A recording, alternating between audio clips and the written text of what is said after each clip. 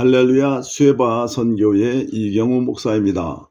오늘은 여호수아서 5장 13절로 15절 말씀을 중심으로 축복의 땅에 들어가려면이라는 제목으로 하나님 말씀을 전해드리겠습니다. 구약은 신약의 그림자입니다. 즉 구약은 신약을 예표합니다. 구약에서 애굽은 세상을 의미하고 광야는 교회 생활을 의미하고 가나안 땅은 축복의 땅을 의미합니다. 이스라엘 민족이 젖과 꿀이 흐르는 가나안 땅에 들어간 것은 오늘날 성도들이 축복의 땅에 들어가는 것을 의미합니다. 이스라엘 민족이 하나님께 어떤 신앙훈련을 통과하여 축복의 땅에 들어갔는지를 살펴보므로 오늘날 우리도 하나님이 원하시는 축복의 땅에 들어가려면 어떤 신앙훈련을 통과해야 하는지 본문을 살펴보도록 하겠습니다. 오늘 본문은 이스라엘 민족이 40년의 광야 생활을 끝내고 젖과 꿀이 흐르는 축복의 땅 가나안 땅에 들어가기 직전 상황을 보여주고 있습니다. 여호수아를 지도자로 이스라엘 민족이 요단강을 건너고 가나안 땅으로 진입하기 직전 여호수아에게 갑자기 칼을 빼어든 여호와의 군대 장관이 나타나 앞을 가로막았습니다. 그리고 여호수아에게 내 발에서 신을 벗으라. 내가 선 곳은 거룩한 곳이니라 라고 말을 합니다. 이스라엘 민족이 축복의 땅에 들어가려면 내 발에서 신을 벗으라는 것입니다. 그런데 하나님이 광야에서 이스라엘 민족에게 모세와 여호수아를 통하여 신을 벗으라는 말씀을 2번 하셨습니다. 구약은 신약을 예표합니다. 하나님이 이들에게 신을 벗으라고 하신 말씀은 오늘날 우리 신앙생활과 아주 밀접한 관계가 있습니다. 축복의 땅에 들어가려면 왜 발에서 신을 벗어야 하며 그 의미는 무엇일까요?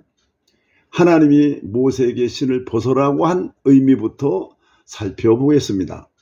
모세가 광야에서 양떼를 물고 호렙산에 이르렀습니다. 근데 신기한 광경이 눈에 띄었습니다.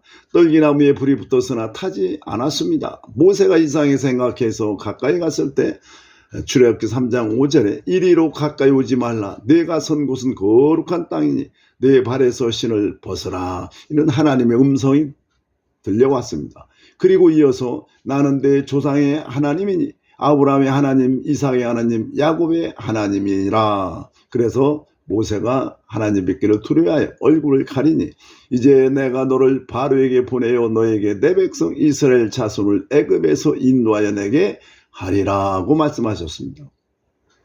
그래서 모세는 하나님의 능력으로 이스라엘 민족을 출애굽시켜 기적적으로 홍해를 건너게 되고 광야로 나와 축복의 땅 가나안을 향하게 되었습니다. 그런데 하나님은 모세에게 이런 엄청난 사명을 주시기 전에 먼저 하나님 가까이 왔을 때 내가 선 곳은 거룩한 땅이니 내 발에서 신을 벗으라고 하십니다. 그러면 하나님이 모세에게 신발을 벗으라는 것은 무슨 의미일까요? 룻기 4장 7절 8절에 보면 옛적 이스라엘 중에는 모든 것을 무르거나 교환하는 일을 정확하게 하기 위하여 사람이 그의 신을 벗어 그의 이웃에게 주더니 이것이 이스라엘 중에 증명하는 전례가 된지라. 이에 그 기업물을 짜가 보아스에게 이르되 내가 너를 위하여 사라 하고 그의 신을 벗은지라.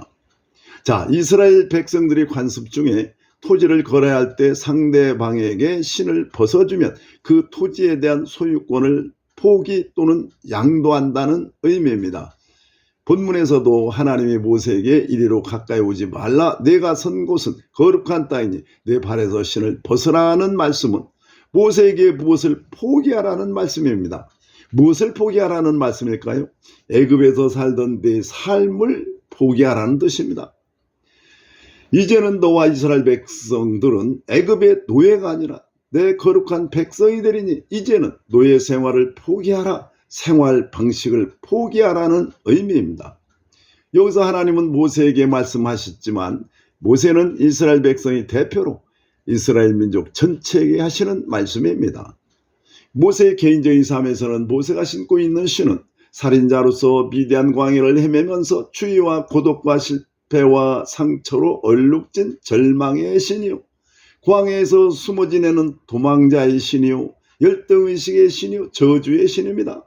이제 그 신을 벗으라는 의미입니다. 그 신을 신고는 거룩하신 하나님과 함께할 수 없다는 것입니다. 그래서 그 신을 벗고 애굽에서 살던 내 삶을 포기하고 이제 하나님께 나와 하나님의 거룩한 백성이 되라는 것입니다. 하나님은 오늘날 우리에게도 똑같이 말씀하십니다. 고린도후서 5장 17절에 그런즉 누구든지 그리스도 안에 있으면 새로운 피조물이라 이전 것은 지나갔으니 보라 새 것이 되었도다. 이제 새 생명으로 거듭난 우리는 아담으로부터 대물림으로 내려오는 사망의 신, 죄악의 신, 저주의 신, 지옥으로 가는 세상에서 신던 그 신은 벗었습니다. 그러므로 우리는 천국 가는 복음의 신을 신고 항상 감사하며 저 영원한 천국을 바라보며 하나님과 함께 사는 것입니다. 자, 두 번째로 하나님이 여호수아에게 신을 벗으라고 한 의미를 살펴보겠습니다. 모세가 이스라엘 민족을 이끌고 광야에서 40년 동안 신앙훈련을 받은 후 축복의 땅 가나안에 도착하게 됩니다. 그런데 가나안 땅에 들어가려면 요단강을 건너야 하는데 가나안 땅을 바로 강 건너에 두고 지도자 모세가 하나님 품으로 갔습니다. 그래서 모세를 섬기던 여호수아가 지도자가 되어 모세의 뒤를 이어 이스라엘 백성들을 이끌고 요단강을 건너야 했습니다. 요단강은 축복의 땅으로 들어가는 첫 번째 관문입니다. 이스라엘 민족은 광야에서 두 번의 신을 벗지만 또 두 번의 강을 건너갑니다. 첫 번째 강은 홍해로 100% 하나님의 능력으로 건너갔습니다. 그러나 요단강은 믿음을 요구하셨습니다. 제사장들이 언약궤를 메고 흐르는 요단강 물에 믿음으로 발을 내디딜 때에 흐르는 요단강이 멈추고 모든 백성들이 언약궤를 맨 제사장 뒤를 따라 건너갔습니다. 그런데 요단강을 건너자마자 바로 그 어떤 공격에도 무너지지 않는다는 난공불락의 여리고 성이 버티고 있었습니다. 이제 그 성을 공격하여 함락을 시키고 축복의 땅 가나안에 들어가야 했습니다. 그러나 군사훈련이라고는 전혀 받지 못하고 평생을 종노릇만 해온 오합지졸의 이스라엘 민족이 잘 훈련된 가나안 족속이 지키는 여리고성을 무너뜨린다는 것은 전혀 불가능한 일이었습니다. 그렇기 때문에 하나님은 하나님 계획대로 여호수아를 통하여 하나하나 진행하셨습니다. 이스라엘 백성이 여리고성에 가까이 왔을 때 여호수아에게 갑자기 칼을 빼앗은 사람이 앞을 막았습니다. 여호수아가 깜짝 놀라 너는 적이냐 아구이냐 물으니 나는 여호와의 군대 장관으로 이제 도착했느니라. 여리고성을 무너뜨리기 위하여 하나님이 천사들의 군대 천군을 보내신 것입니다. 그러자 여호수아가 땅에 엎드려 절하고 종에게 무슨 말씀을 하시려 하나이까 하고 말했을 때 내 발에서 신을 벗어라. 내가 선 곳은 거룩한 곳이니라. 모세에게 하신 말씀을 여호수아에게도 그대로 말씀하셨습니다. 그러면 여호수아에게 신을 벗으라고 한 그 의미는 무엇일까요?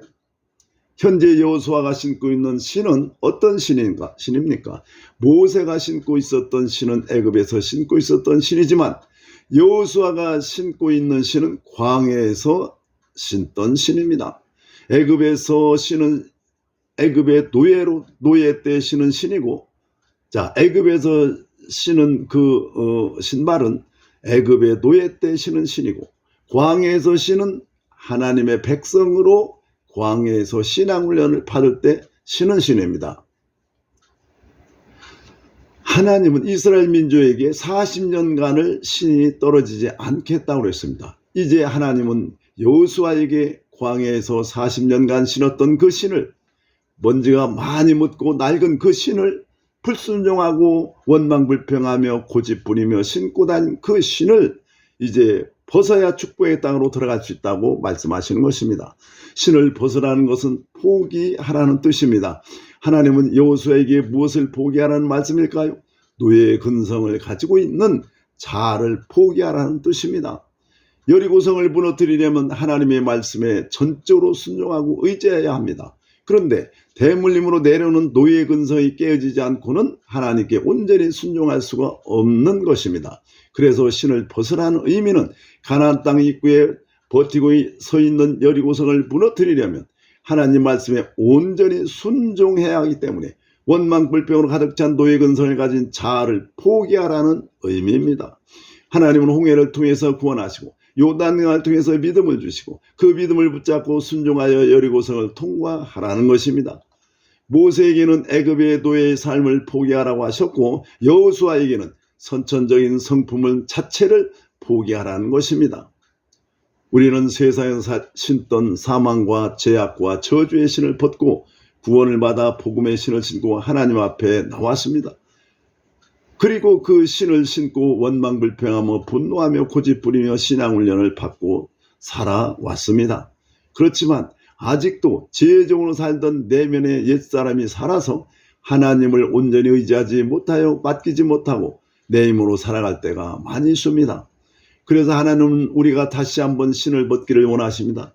자아가 깨어져 자유고집을 버리고 모든 것을 하나님께 내려놓고 말씀을 믿어 순종하기를 원하십니다. 이제 광에서 신었던, 즉 신앙훈련을 하면서 신었던 신은 천국 가는 신입니다. 그러나 축복의 땅으로 들어가는 신은 천국 가는 신으로 안 됩니다. 다시 한번 신을 벗어야 합니다. 옛사람의 자아의 신을 벗어야 합니다.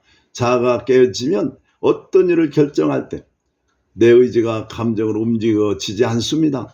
이성으로 움직여지지 않습니다. 말씀에 따라 움직여야 됩니다. 자아가 깨어지지 않는다고 지옥 가는 것은 아닙니다. 그러나 자아가 깨어지지 않으면 많은 죄를 지게 되고 불순종함으로 마귀로부터 삶을 방해받고 하나님께 징계를 받아 삶 속에서 고난을 받고 축복의 땅 가나안 땅에 들어가지 못하는 것입니다. 이와 같이 애굽에서 가나안까지 2번 강을 건너고 2번 신을 벗게 됩니다. 그러므로 우리는 하나님의 은혜로 구원받아 세상의 신을 벗고 복음의 신을 신고 신앙훈련을 받아 믿음으로 요단을 건너고 자아를 깨뜨려 순종함으로 여리고성을 무너뜨리고 축복의 땅에 들어가는 것입니다. 믿음으로 요단을 건너고 깨어지지 않은 자아의 신을 벗은 신앙이 되어 가나안 축복의 땅에 들어가시기를 예수님의 이름으로 축복합니다.